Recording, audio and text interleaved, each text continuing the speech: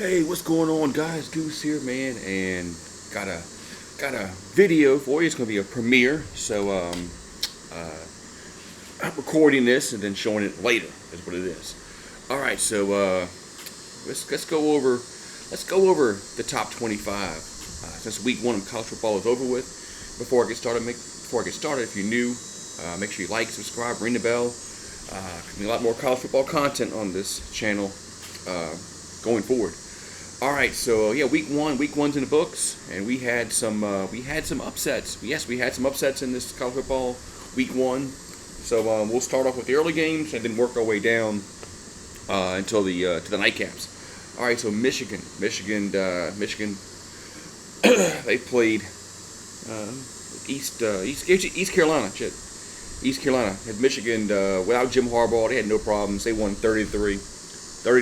So the number 2 ranked Michigan Wolverines had no problems as J.J. McCarthy. Let's look at his stats here. He threw for 280 yards, 3 touchdowns. Corn ran for 73. So Michigan got a opening win week number 1 against East Carolina. Then next game you had 12 ranked Tennessee playing against Virginia as Tennessee Volunteers handled that game easily, 49-13. Started off a little slow for Tennessee, but they were able to do what they had to do as they were moving on from Hendon Hooker as Milton threw for 201 yards, 2 touchdowns, no picks, and also Wright ran for 175 yards. Small ran for 67. So.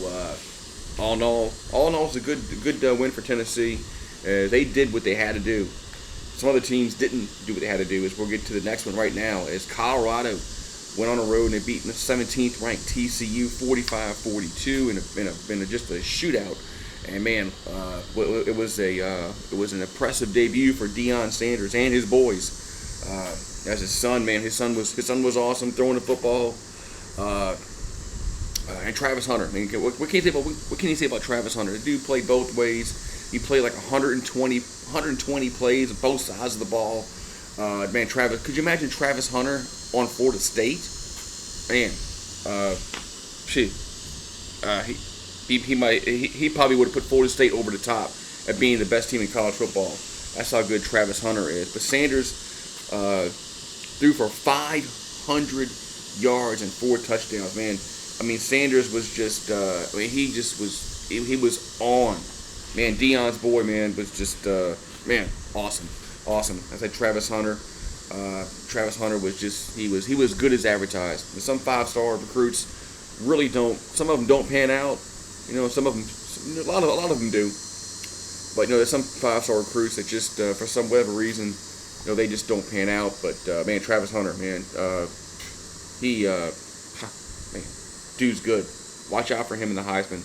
Watch out for the Heisman talks. If he keeps having a season like he's having, there's a very good chance that he could get into the Heisman talks. All right, so we got Oklahoma. They were at home against Arkansas State. They won 73-0. So Oklahoma, they did what they had to do. They scored 73 points. There's another team that scored over 70. We'll get to them later. But man, I mean Oklahoma. Well, we'll see when they face stiffer competition. At least their defense showed up for one game and pitched a shutout. Albeit it was a lesser opponent, but they did what they had to do. All right, then you got Iowa, number 25 ranked Iowa. They barely beat Utah State 24-14. So Iowa, it seems like what Iowa does. It seems like they just sometimes when they win, they just do just enough to win. I mean, I don't know if that's good or bad. But was last year they beat that team 7-3, didn't score a touchdown. But Iowa improves to 1-0 as McNamara threw for 191 yards. The lead rusher was Caleb Johnson for 60. But if you look at the stats, it wasn't impressive. But they did get the win. Some top 25 teams couldn't say they got a win. All right, then we go to Mercer and Ole Miss. Ole Miss ranked number 22. Ole Miss wins 73-7. Boy, the lane train offense, boy, it's still producing points. We'll see what Ole Miss does when they face stiffer competition later down the road. But they did what they had to do. As Jackson Dart got the start for Ole Miss, and they played Dart, they played Spencer Sanders, and they played Walker Howard. They played all three quarterbacks. But Dart threw for 4 touchdowns and 334 yards, and Jenkins ran for like 60, I believe. So Ole Miss, we'll see what they do when they have a pulse. They got a tough game coming up this week against Tulane. Could be a good tough game. All right, next game we got Portland State went on the road to face Oregon. Oregon's the 16th ranked. This thing, so damn small. I think it's 15. It says here. Oregon won 81-7. 81-7. Oregon. Like I said, Portland State. I think they're FCS. So Oregon did what they had to do. Bo Nix, I think, for 3 touchdowns. But watch out for Oregon in the Pac-12. Pac-12 had a really good weekend this weekend. They were undefeated. Only on the major conference can say that. So look at Pac-12. This is the last year of the Pac-12. So maybe they'll go out with a bang. We'll see. But so good win. So Oregon gets improves. They'll go to 1-0. Ohio State and Indiana. Ohio State. This was a very struggle for Ohio State. Not very surprising. They're breaking in a new quarterback.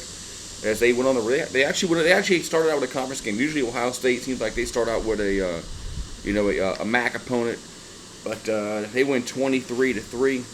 So the third ranked Buckeyes get a win in the post C.J. Stroud era. McCard threw for 239 yards and didn't have a touchdown. Did throw an interception. So Ohio State's definitely have to play better down the road if they want to get to if they want to achieve their goals. All right, then you had Rice playing Texas. Texas ranked number 11 in the country. They win 37-10 over Rice. Another slow start. Texas had a very, very slow start, but they pulled away in the second half as they got a big game coming up against Alabama this week. As Quinn Ewers threw for 280 yards, 3 touchdowns, no picks. Leading rusher was Jaden Blue, and he ran for 55 yards. So Texas wins 37-10. So they improved to 1-0. All right, let's see what we got next on the docket. We got Notre Dame. Notre Dame ranked 13 in the country. As Notre Dame is 2-0, as they won a game earlier week 0 against Navy, but they won 56-3. As look, Notre Dame, they might have one of the best quarterbacks in the country, in Sam Hartman. They might have. He has really improved this football team. Notre Dame. They got some games that I thought Clemson was going to be a tough game, but Clemson looks like they're not very good. Ohio State looks not as good as I thought they were going to be. So Notre Dame had a really good chance to run this table and get to the playoffs, and they got a quarterback this time. They do damage in the playoffs, but Notre Dame wins 56-3 over Tennessee State, and Notre Dame is 2-0. All right, then we got next on the docket. You got Wisconsin. Ranked number 19, they played Buffalo. Wisconsin wins 38-17. As Luke Fickell's first season opens up with a win against the Buffalo Bulls. But so Wisconsin, they look the score 38-17. Maybe they should beat them by more points. But sometimes Wisconsin just seems like they don't really blow teams out. I don't know. It just seems like sometimes when I see Wisconsin scores, games are maybe a little bit closer than you think, but look, they got the job. They got the job done. As Tanner Mordecai threw for only 189, did throw 2 picks and 1 interception, so that's got improved for Wisconsin. All right, then you got the reigning national champions, the Georgia Bulldogs, as they beat Tennessee Martin 48-7, and they had a kind of a slow start to the game. Not surprising. They're breaking in a new quarterback. It's going to take time to break in a new quarterback. In college football, it's just he's not going to hit the ground running. He's not going to throw for 400 yards his first start. But Georgia, Georgia's going to get there. Georgia has a really good football team. They got a good defense. I expect Carson back to improve as the season goes on with more playing time. But the Dogs, the defending national champs, start the season 1-0 again as they get the win over UT Martin. All right, then you got Southern California. as they improved it. They proved it 2-0. They beat Nevada 66-14. So a little better showing defensively for the Trojans. As Caleb Williams those 5 touchdown passes, and so we'll see. Look, if Southern Cal can get their defense fixed, if Lincoln Riley can somehow find a defense on this football team, they could be a player in the playoffs. All right, then you got Kansas State and Southeast Missouri. As Kansas State wins 45-0, as they shut them out. I mean, I guess not much to say, right? I mean, they shut them out 45-0, so Kansas State goes to 1-0. Let's see, look at their stats real quick here. As Will Howard threw for 2 touchdowns and 1 pick, threw for 297. Leading rusher was Gideons for 128. So Kansas State proves a 1-0 with a 45-0 win over Southeast Missouri. Then you had Texas A&M. Texas A&M, they played New Mexico, as Texas A&M gets the win 52-10 over the New Mexico. They're the Lobos. They're the Lobos. New Mexico State's the Aggies. So the Aggies beat the Lobos 52-10. This is a big year for Jimbo Fisher. I don't know if he can survive. I mean, I know his buyout's high, but if they go 5 and let's say they go 5-7 again this year, and they really go 5-7, it blows up. Him and Petrino butt heads. It could be really interesting in College Station if that happens, but I don't think that's going to happen. A&M has a lot of talent on that football team. As they get to win 52-10, as Connor Wegman threw for 5 touchdown passes in the victory. All right, then you got Alabama. Alabama, they're bringing in a new quarterback as they beat the crap out of Middle Tennessee 56-7. As Alabama, there's a lot of people thought they know that Nick Saban lost it. He's lost it. He's lost it. I don't know if they're joking or just trolling, but Nick Saban hasn't lost anything. Nick Saban's still a good coach. He still has good players. He knows how to coach. So Alabama's going to be in the mix at the end of the year for the SEC and possibly playoffs. As Jalen Milroe threw for 3 touchdowns. They only threw for 194, but good opener for Alabama. All right, then you got Penn State. They played West Virginia.